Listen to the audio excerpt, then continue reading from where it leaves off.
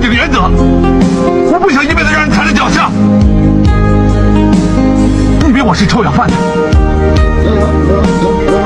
我忍了3年，就是想等一个机会，争一口气。